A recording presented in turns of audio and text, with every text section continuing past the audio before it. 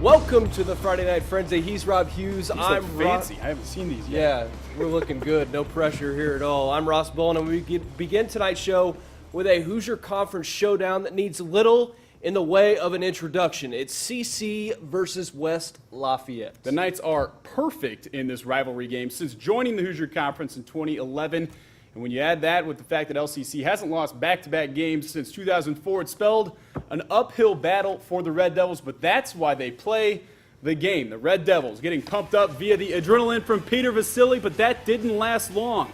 On the opening kickoff, Adam Lovell of CC mishandles it initially, but he picks it up and just green grass in front of him, not a Red Devil in sight. Just how Coach Jake Gutweiner, exactly, right? The kicker, not a fair fight there, and just like that, CC takes a 7-0 lead. Red Devils respond quickly. Mikey Kidwell on the fake handoff right up the middle for a solid gain. Look at you by hanging in Jackson Anthrop.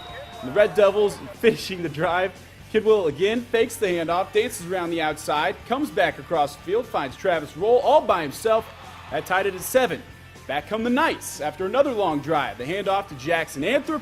All they need to get across the goal line, a little truck stick action. CC retakes the lead 14-7. That's when things got weird. Kidwell fires up a bomb to Kyle Turner, but instead it's Lovell of CC with the pick. He had a good night. Most uncharacteristically, CC, next play, jet sweep to Ben Metzinger, and he puts it on the ground. The Knights back with the ball. Well, now it's RDP's ball, and they're going to take advantage. Kidwell drops back, fires to the sideline, to the end zone. Henry Terhune with the catch, but the Red Devils missed the extra point. Shades of last year, CC held a 17-13 halftime lead. And believe it or not, only one team scored after the break, and it was Westside. Kidwell with the keeper finds the goal line for the 19-17 lead. And just to get back to nice football numbers, Westside goes for 2. Kidwell finds Kyle Turner to get the conversion and a 21-17 lead. The two teams traded the ball back and forth, no one coming close to the end zone. Travis Roll runs it out, and the Red Devils can knee it out from there. It was a good one. Westside wins 21-17, breaks that 3-game losing streak to the Knights. Staying in the Hoosier Conference, Benton Central on the road at Rensselaer. Just under 2.5 minutes into this game, the Bombers quickly charged up the field with runs like this by Ryland Arhood, who breaks a tackle here and speeds past the Bison defense in for the touchdown. BC would get their chance with the quarterback, Colton Tucker, taking the snap and looking for an open receiver, but throws just a little bit outside and hands the ball off to Dylan Hood. Rensselaer took a chance here on 4th and 5. Ryland Arhood avoids one, then 2 defenders to get to the outside to find some space. Reaching for it. Is he in? 1 yard line. 1 yard line. He'd score on the next play there. The game really went Rensselaer's way from there with passes like this from Dylan Wright to an open Ab Kiger, giving them a first down and then some. The Bombers leading 49-0 at the end of the third quarter. Rensselaer wins 63-0. In the North Central Conference, second-ranked McCutcheon on the road at Anderson. Second play from scrimmage for the Mavs. Aaron Phillip fakes the toss, rolls out, connects with Kevin Atkins. The senior scoots up the sideline for the touchdown, and it is 7-0 McCutcheon. Following a Landon Moffitt interception, the Mavs are in striking distance. Phillips with the screen pass to Atkins. Slips by an Indian and scores another touchdown. Things looking good for the Mavs. It's not a complete McCutcheon highlight unless there's some Blake Elming in the mix. Huge hole to his left, and he is going to take Pretty good player to the house. That's one of 7,000 touchdowns he has this season. Anderson trying to get cute out the shotgun, and it backfires. Cole Taylor picks off Dylan Barron. Can't do that and on he Coach has Brawhager's eyes defense. for 6. McCutcheon ends the regular season 9-0. They beat Anderson 68-7. Coach Frawhager had that one sniffed out a mile away. Senior night for the Harrison Raiders. What a year for those guys. 3 wins in their 3 years. 5 this season for those seniors. The defense set the tone early on. Senior Seth Meyer shows off the wrestling moves. They call that a hip toss. The Raiders called it a 3 and out. On Harrison's first possession, Jadan Sturgeon hands the ball off to Daniel Wright, and the senior does the rest. Goes untouched for the TD. Well, untouched until that personal foul. 6-0 Raiders after the missed PAT. On their next drive, 3rd and 13, no problem.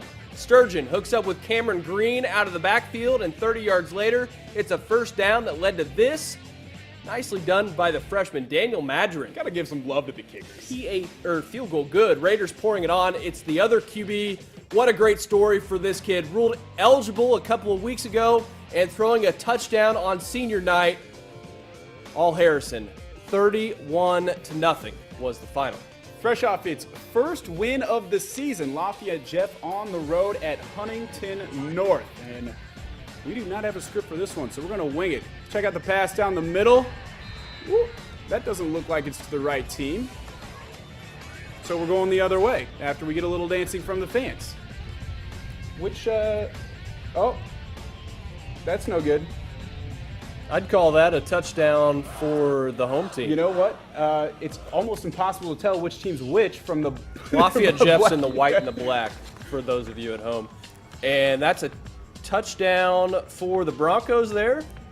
Just how you're seeing is how we're seeing it. Huntington North 31 over Lafayette Jeff 15, so still just that one game, one win of the Our season best so far. impromptu Yeah, no kidding. highlights right we'll there. try better when we come back. 5 games down and 7 to go. Coming up after the break, we'll make stops at Tipton, Fountain Central, Carroll, Clinton Central, North Judson, and West Central. We really rely on that Some Centrals teleprompter, there. don't we? Yeah, we just read. You know, we get up here and we read. And Hallway Gymnasium, where the 14th-ranked Purdue volleyball team was taking on the 7th-ranked Penn State Nittany Lions. Boilers, Nittany Lions, next on the Frenzy.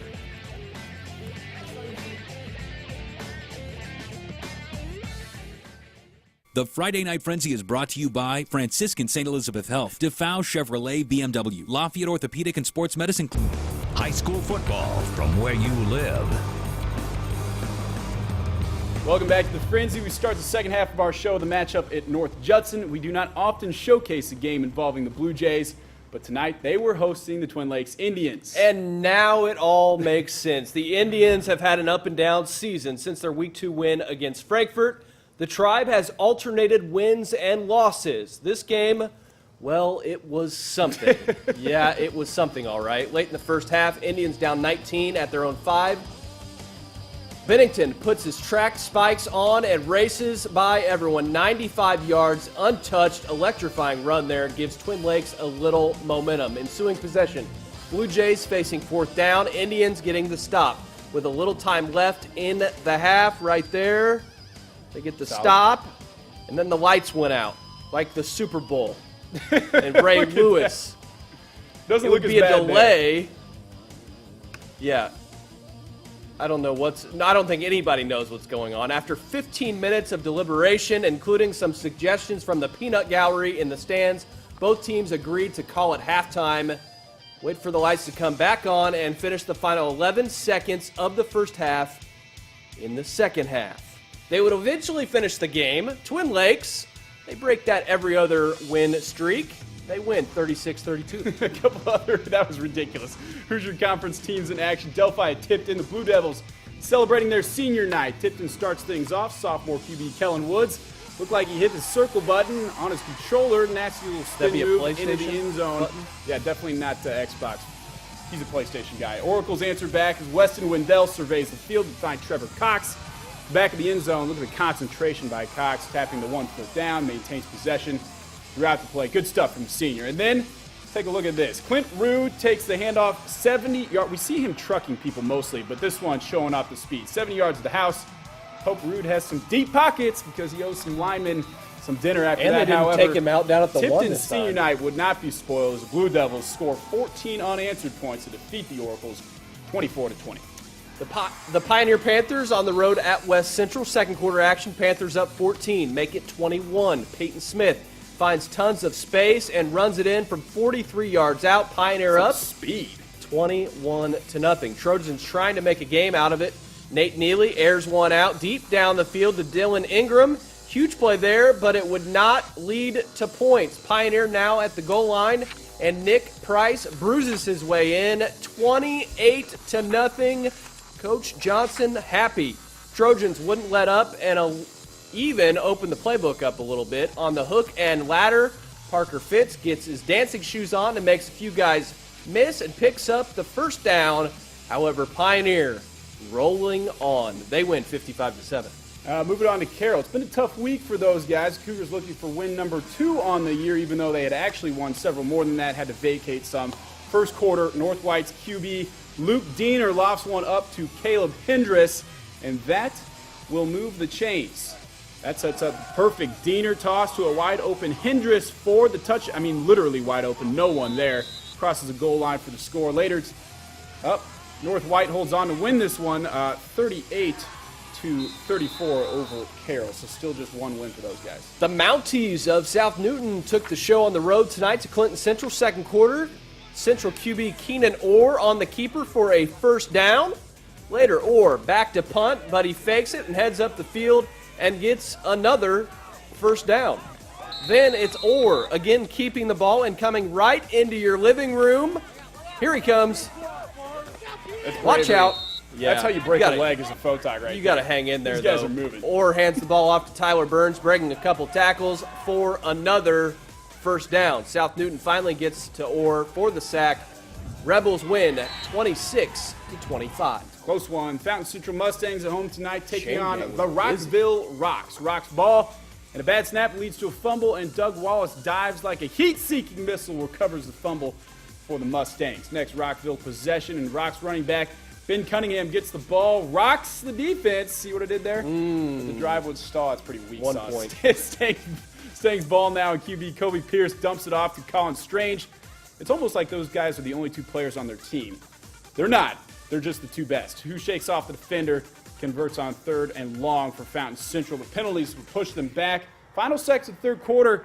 Pierce lofts it up, but Matt Wake intercepts it. It is brought down mercilessly. Face mask. Mercilessly by his face mask. Fountain Central would go on to win this one 21-14. Two pretty good teams there. Switching gears to volleyball, where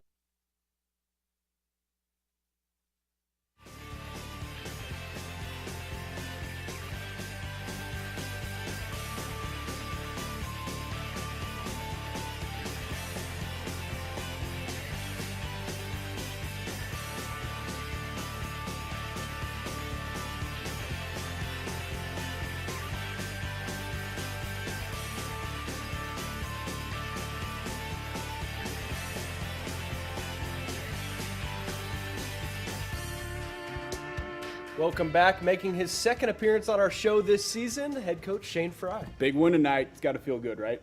It does. They're in the second half, such a tight game. It could go either way. I'm proud of our guys, hung on for the victory. Let's go back to the opening kickoff. When you see them take that back, what's going through your mind? You know, it's funny because sometimes when a ball is bobbled on a kickoff, it gives you a little bit of time and a hole opens up, and that's exactly what happened. I mean, that hole was gigantic. I might have been able to get a few yards in that hole because I could see it all the way through there, and he hit it fast, and credit to them. They blocked up front, and he made it all the way down the sideline. So great start for them. Our guys had to bounce back from it, and they did.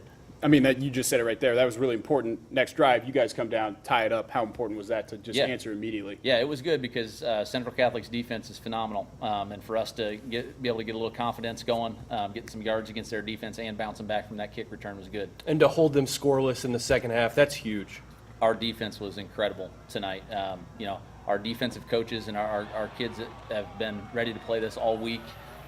We've scouted them well, and we felt like we could do some things against them, but our kids really stepped up, and our defense played lights out. These are two of the most well-coached teams I've ever been around since I've been up here. What are the plays that win these games? We talked about turnovers, so some sloppiness, which is uncharacteristic of you guys and them, but what are the plays that win this type of game? I think the game was won in the trenches. I mean, the big guys up front, both defensive line and offensive line. When it comes down to it, it's who wins their battle the most. And Central Catholic's got a great football team, but I felt like up front we had the edge tonight. A huge win for the Red Devils. Yorktown next week, no doubt the Red Devils will have all the momentum in the world for that one. Yep, congratulations on that win tonight, Thanks, and best of luck Shane. next week Appreciate in it. that sectional opener. That just about wraps up tonight's show. More Frenzy-related features, the bonus highlights, which we are uploading currently. Tonight's games, just visit our website, WLFI.com. We'll have all of your Purdue football coverage tomorrow night on News 18 at 7 and 11 o'clock. Thanks for watching, and have a great weekend.